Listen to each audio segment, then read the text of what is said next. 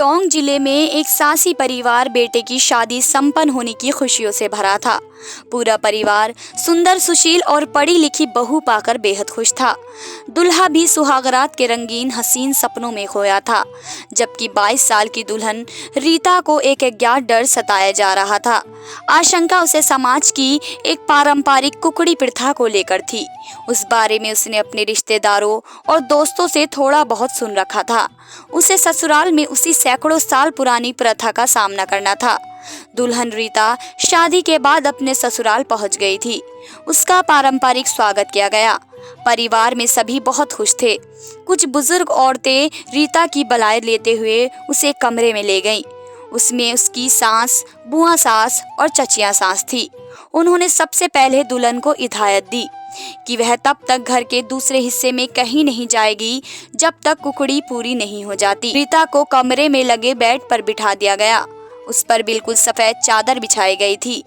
एक औरत उसके हाथ में सफेद धागे से लिपटी रुई का एक छोटा गोला पकड़ाते हुए बोली, इसे संभाल कर रखना। जब सुहागरात खत्म हो जाए तब इस पर अपनी योनि का खून लगा देना और फिर वह गोला हमें उसी वक्त वापस कर देना, वरना। दूसरी औरत बोली और इस पर बाकी औरतें खिलखिला कर हंस पड़ी। तुम्हें कैसे क्या करना है भाभी समझा देंगी, रीता की सास बोली और उसकी भाभी को इशारा कर आदेश दिया कि इसे अच्छी तरह से नहला धुलाकर पहले कुछ खिला पिला दो। फिर एक को छोड़कर बाकी औरतें वहां से चली गईं, जो उसकी भाभी लगती थी। असल में रीता को कुकड़ी यानी अपने कुंवारेपन की जांच देनी थी। इसके लिए उसे दिन में ही सुहाग की सेज पर पति संग सहवास करना था।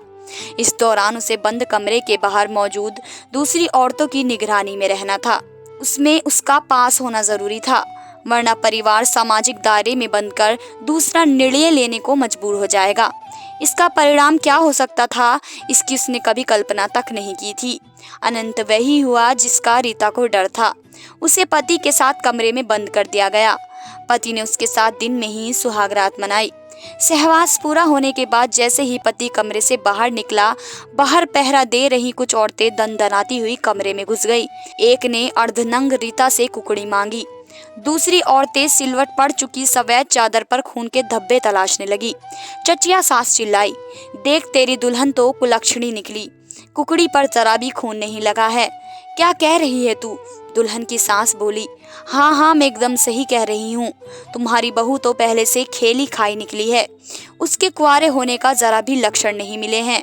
यह बात समाज के पंचों को बतानी होगी, वरना जुल्म हो जाएगा। कमरे के भीतर नवविवाहित पति पत्नी की बातें परिवार के दूसरे मर्दों के अलावा सासी समाज के लोगों तक पहुंचने में देर नहीं लगी। रीता पर तो मानो आफत ही आ गई।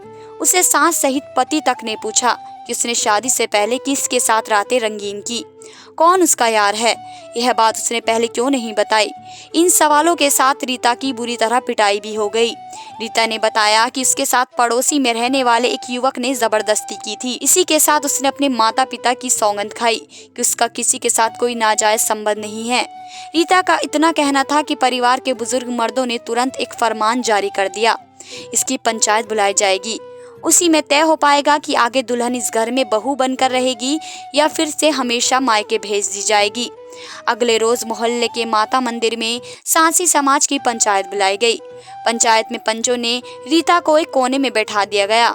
उसने सिर्फ हाँ या ना में जवाब देने को कहा गया।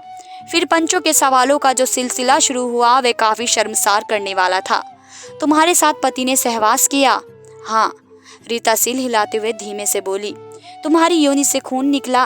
एक पंच ने पूछा। नहीं, रीता नीचे निगाहें किए हुए बोली। सभी लोग बोले, यह पूछो इसने पहली बार किसके साथ सहवास किया? अच्छा चलो बताओ कि तुमने पहले कहाँ सहवास किया? पंच ने अगला सवाल किया। मेरे साथ रेप हुआ, रीता ने बताया। किसने किया? पड़ोसी ने। उससे तुम प्रेम करती थी? नहीं। वह तुमसे प्रेम करता था? पता नहीं।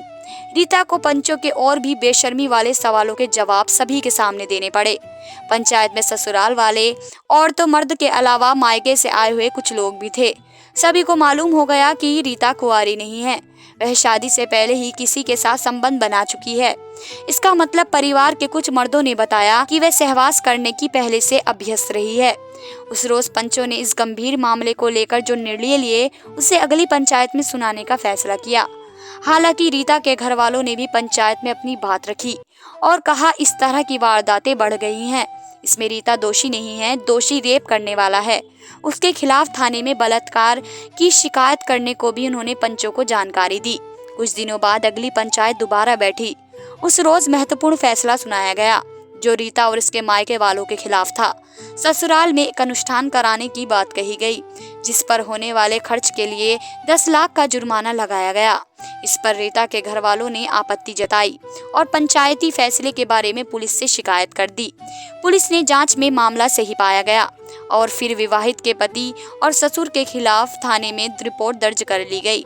इस मामले को टोंक के डीएसपी ने गंभीरता से लिया और पंचायत पर परंपरा के नाम पर मनमानी करने का आरोप लगाते हुए आरोपियों के खिलाफ कानून को नजरअंदाज करने से लेकर अभद्रता से पेश आने तक की धाराएं लगा दी। इसकी पुष्टि के लिए मंदिर के पुजारी, पंच और पंचायत में उपस्थित हुए अन्य लोगों के भी बयान लिए गए। रीता के साथ हुए रेप का मामला भी टोंक थाने में दर्ज किया जा चुका था। उसमें रीता की मां ने पड़ोसी युवक शाहिद पर बेटी से रेप करने का आरोप लगाया था। रिपोर्ट के मुताबिक तब शाहिद ने रीता को इस बारे में किसी को भी नहीं बताने की धमकी दी थी। ऐसा करने पर उसके भाइयों की हत्या करवाने की धमकी दी थी। इस बारे में थाना प्रभारी पुष्पा ने नए सिरे से जांच शुरू की। पुष्पा के मुताबिक शिकायत मिलने के बाद रीता के साथ हुए रेप की एफआईआर दर्ज कर ली गई थी। रिपोर्ट में वारदात का जिक्र किया गया। रिपोर्ट के अनुसार उस रोज रीता की मां अपने पति के साथ रिश्तेदारी में शादी में गई हुई थी। घर पर रीता और 2 बेटे थे। रात के समय रीता जब शौचालय गई थी तब शाहिद ने उसके साथ रेप किया। शाहिद की धमकी की वजह से रीता चुप रही। इसके बाद उसकी शादी हो गई। रेप के मामले की वजह से रीता की जिंदगी दांव पर लग चुकी थी और उसके ससुराल वाले पर भी एक एफआईआर दर्ज हो चुकी थी। इसे देखते हुए टोंक थाने की पुलिस ने आरोपी शाहिद की गिरफ्तारी में जरा भी देरी नहीं की। कथा लिखे जाने पर रीता अपने मायके में थी और ससुराल वालों के खिलाफ दर्ज मामले की गंभीरता से जांच जारी थी। यह मामला मीडिया में तेजी से फैलने के बाद महिला आयोग ने भी सक्रियता दिखाई। आयोग के अध्यक्ष ने टोंक एसपी को पत्र लिखकर कुकड़ी प्रथा में शामिल लोगों के खिलाफ सख्त कार्रवाई करने की मांग की। दलित महिला संगठनों ने भी इस प्रथा के खिलाफ आवाज बुलंद करने के लिए अभियान चलाने की योजना बनाई। एसपी ने कहा कि जातीय पंचायत कानूनी तौर पर गलत है। दोस्तों, हमारे समाज में ऐसी कुकड़ी प्रथा जैसी जाने कितनी प्रथाएं हैं जिन्हें हमें खत्म करने की कोशिश करनी चाहिए। वीडियो अच्छी लगी है तो लाइक करें। धन्यवाद दोस्तों।